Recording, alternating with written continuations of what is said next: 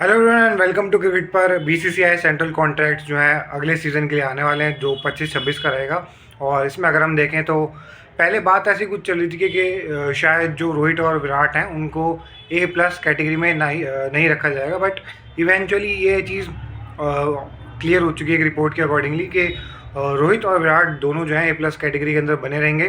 A+ category के अंदर जो पेमेंट होती है जो सेंट्रल कॉन्ट्रैक्ट की होती है वो 7 करोड़ रुपीज़ की है। इसके अलावा जो एक शेष ईयर जो 2023 और 24 के सीज़न के लिए ऑब्वियसली जो बीसीसीआई का सेंट्रल कॉन्ट्रैक्ट था उसके अंदर नहीं थे, तो ये चीज़ निकल के आ रही कि अगला जो सीज़न होगा उसके अंदर शेष ईयर भी इंक्लूडेड होंगे और टॉप कैटेगरी में होंगे। आई गेस A कैटेगरी जो है उसके अंदर ही आएंगे।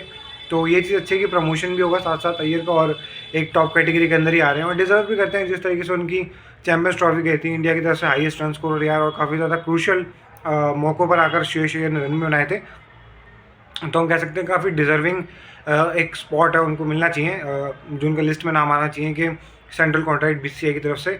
तो वैसे अगर हम रिक्वायरमेंट देखें कि बीसीसीआई की सेंट्रल कॉन्ट्रैक्ट कैसे मिलता है, तो आपको एटलीस्ट एक कैलेंडर ईयर के अंदर या तो आपने 3 T20I खेल रखे हों, या फिर आपने 3 टेस्ट मैचेस खेल रखे हों, या फिर 10 T20Is खेल रखे हों, या फिर 8 ODIs खेल रखे हों।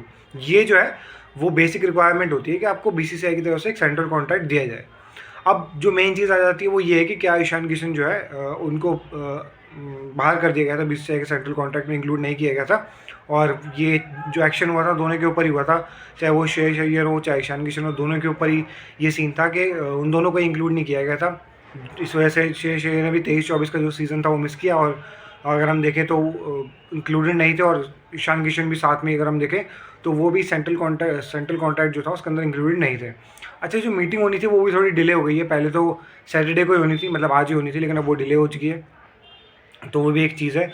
बट मुझे ऐसा लगता है कि यार अभी मुश्किल ही होगा ईशान किशन को मिलना, क्योंकि ऑल्दो देखो 2026 का जो T20 वर्ल्ड कप उसकी कंटेंशन में वो आ सकते हैं। पहला मैच जो IPL का 100 बना चुके हैं, अगर एक अच्छा रन चलता है IPL के अंदर तो टीम में आए, और उसके बाद टीम में आने के बाद परफॉर्मेंस आती है तो आई गेस उसके बाद ही कॉल लिया जाएगा। अभी मेरे ख्याल से शायद, मुझे ऐसा मतलब कंफर्म तो ऑब्वियसली नहीं किसी को भी कि ईशान किशन को सेंट्रल कॉन्ट्रैक्ट मिलेगा या फिर नहीं, बट मेरे को ये लगता है कि यार अभी सेंट्रल कॉन्ट्रैक्ट ईशान किशन को नहीं मिलेगा, क्योंकि थोड़ा सा जब वो डोमेस्टिक तो देखो उन्होंने खेला है, डोमेस्टिक क्रिकेट वो खेल के आए हैं।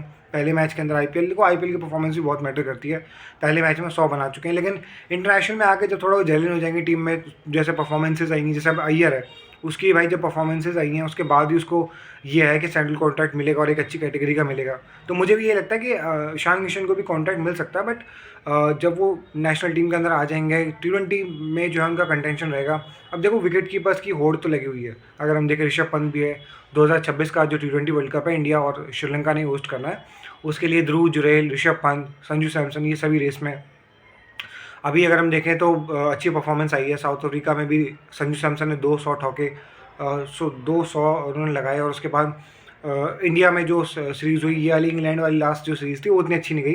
तो संजू का यार देखो स्पॉट कभी भी ऐसा होता नहीं कि गारंटीड हो। अब वैसे तो किसी भी प्लेयर का पे उठा के देख लो तो गारंटीड नहीं होता, लेकिन संजू के साथ ये है कि कभी उस बेचारे को जब T20 वर्ल्ड कप आता है तो उसे ODI में लगा देते हैं, कभी ODI का वर्ल्ड कप आता है तो उसे T20 के अंदर लगा देते हैं। तो ये चीज़ देखने वाली होगी कि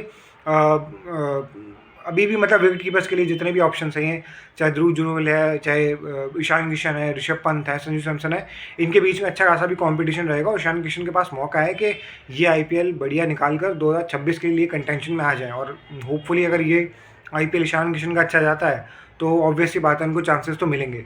अब ये देखना है कि यार इतने सारे चॉइसेस में सिलेक्टर्स के लिए भी बड़ी सिरदर्दी का काम है कि यार एक तो टैलेंट जितना भी आ रहा है और जितने भी ऑप्शंस हो सारे ही परफॉर्म कर रहे हैं, फिर रोटेशन रोल की जो एक नीड होती है उसको सबसे ज़्यादा अच्छा फुलफिल कौन कर रहा है, उसके बाद कॉल भी आप चाहते हो कि यार एज अ सिलेक्टर आप फेयर लो, तो वो एक चीज़ जो है काफ़ी डिफिकल्ट होगी। बट जहाँ तक सेंट्रल कॉन्ट्रैक्ट की बात है मुझे लगता है मुश्किल है अभी मिलना, मिल भी सकता है, बट एज सच यार ईशान किशन की कोई अभी इससे पहले अगर एक आध सीरीज उसकी अच्छी गई होती, और उसके बाद जो इंटरनेशनल अगर उसने खेला होता है और एक आध सीरीज अच्छी गई होती, तो बहुत ज़्यादा चांसेस रहते हैं कि ईशान किशन को मिल जाता। लेकिन मुझे लगता है कि अभी नहीं मिलेगा। जब वो बंदा नेशनल टीम के अंदर आएगा, कुछ मैचेस में परफॉर्म कर लेगा, टीम के साथ जेलिन हो जाएगा, 2026 के प्लान्स में होगा, तो कॉन्फिडेंस बूस्ट करने के लिए मुझे ऐसा लगता है कि शायद उसे सेंट्रल कॉन्ट्रैक्ट मिल जाए। तो ये था इस वीडियो में। अगर आपको वीडियो पसंद आई हो तो वीडियो को लाइक कर दीजिएगा, चैनल को सब्सक्राइब कर दीजिएगा और ऐसे ही जो कंसिस्टेंट अपडेट्स आपको मिलती रहेगी। Thank you.